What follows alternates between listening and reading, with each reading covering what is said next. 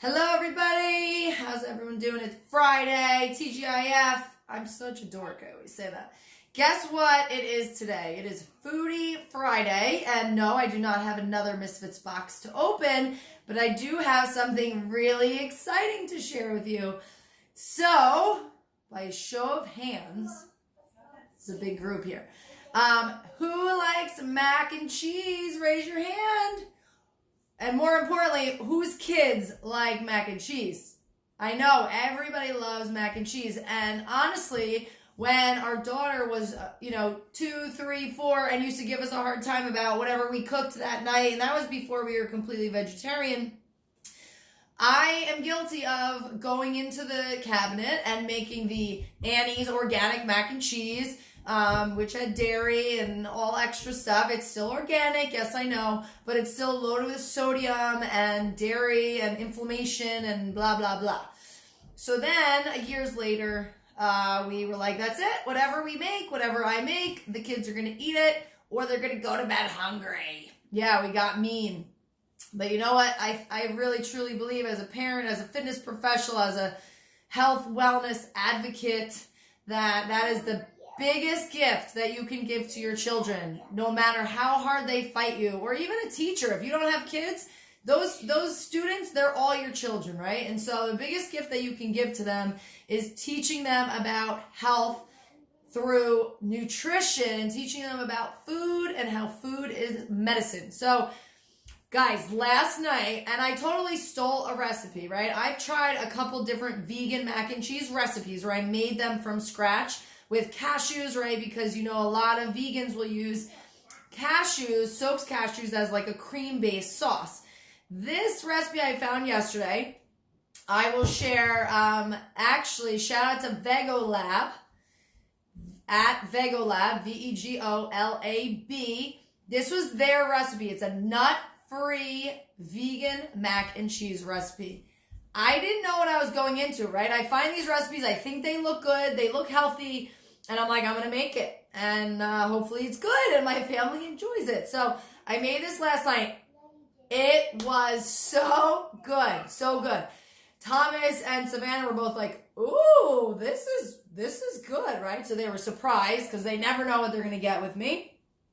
And so let me tell you what's in it. I made it last night. So I have some leftovers, but clearly it never looks as good the second day. But it will taste so good. So here you go. Here's the sauce. The vegan cheese sauce was 2 cups of potatoes, right? So I actually used regular potatoes. I really never use them, but Misfits box had sent me potatoes however long back, and I had them in the pantry.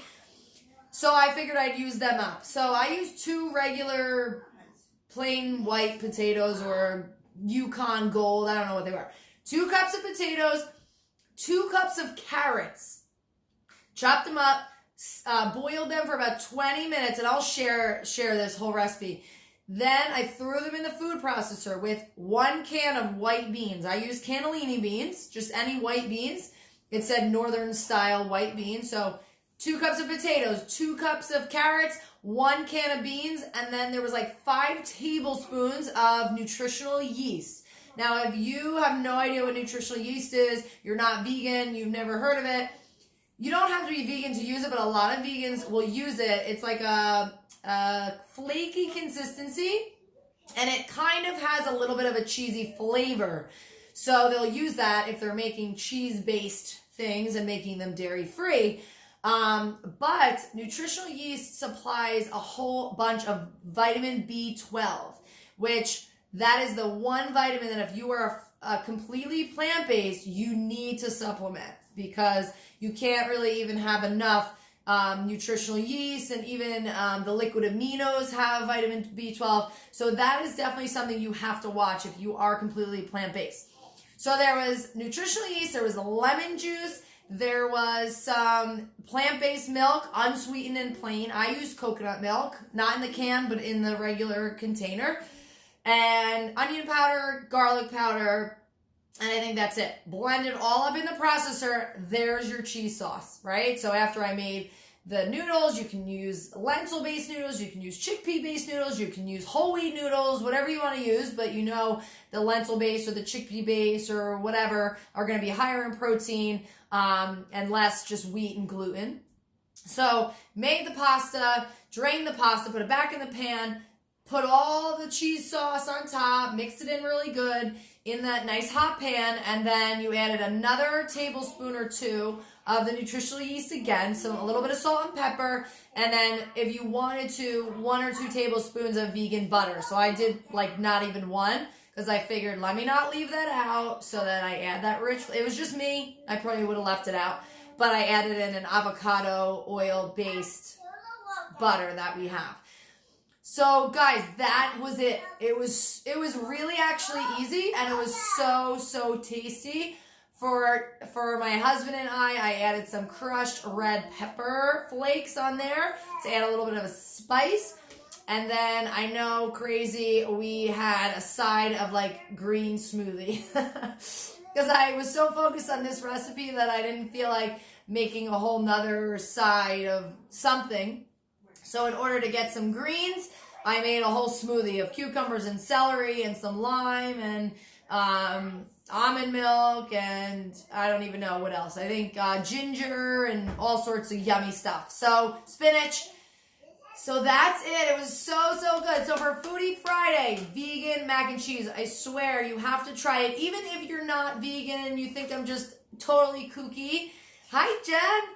It was really good. And why not find a healthy, this is my whole thing that I always get so excited like a nerd, but when I find something that's like a super healthy alternative to something that's so rich and yummy and delicious but also super unhealthy, right? So when you can find a healthy alternative and more healthy alternatives to your guilty pleasures, right? Your foods and drinks that you just love, but you feel guilty after. You usually feel bloated and gross, and you feel like you have to go to the gym for 5 hours to burn it all off.